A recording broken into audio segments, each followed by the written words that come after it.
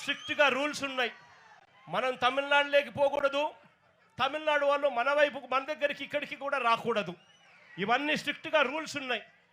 Rules ఉన్నా కూడా పక్కన తమిళనాడు నుంచి కరైకల్ ప్రాంతానికి చెందిన బోట్లు, మెకనైజ్డ్ బోట్లు మన ప్రాంతానికి ఇక్కడికి వచ్చి వాళ్ళు మెకనైజ్డ్ బోట్లతో ఇక్కడ మన మత్స్య సంపదనంతా కూడా తరలించుకొని పోతూ ఉంటే మన వాళ్ళు కడుపు మండి, మన వాళ్ళు తినడానికి ఇబ్బంది పడే పరిస్థితుల్లో కడుపు మండి రాష్ట్ర ప్రభుత్వం పలకని పరిస్థితుల్లో ఆ బోట్లను మన మత్స్యకారుల దగ్గరుండి ఆ బోట్లను పట్టుకొని పోలీసులకు అప్పచెప్తే పోలీసులు ఆ బోట్ల మీద కేసులు కట్టి ఎఫ్ఐఆర్లు చేసి ఆ బోట్లను సీజ్ చేస్తే ఆ సీజ్ చేసిన ఆ బోట్లను, ఆ ఎఫ్ఐఆర్ కట్టిన ఆ బోట్లను చివరకు మళ్ళీ ఏమైంది, ఇక్కడే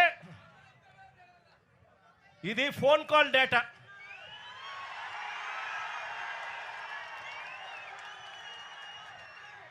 బీదా సోదరులు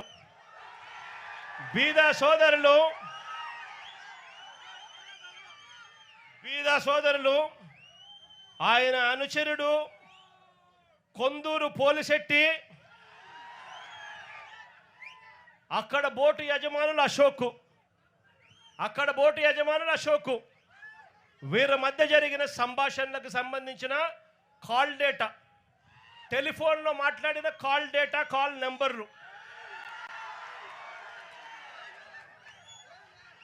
వీళ్ళందరూ కూడా కుట్రబన్ని ఒకరితో ఒకరు మాట్లాడుకొని నారా లోకేష్ అనే వ్యక్తి ఇప్పుడు మార్చి 12వ తారీఖున ఇటుకు వస్తాడు. మార్చి 16వ తారీఖున ఈ బోట్లు ఇక్కడ నుంచి పోతాయి.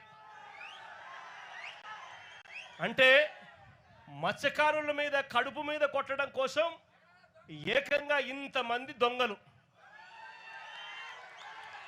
ఇంతమంది పెద్ద దొంగలు, ఒకడు ముఖ్యమంత్రి కొడుకు, ఒకడు ఎంపీ, ఇంకొకడు ఎమ్మెల్యే, ఇంతమంది కలిసి ఎవరిని తన్నేది?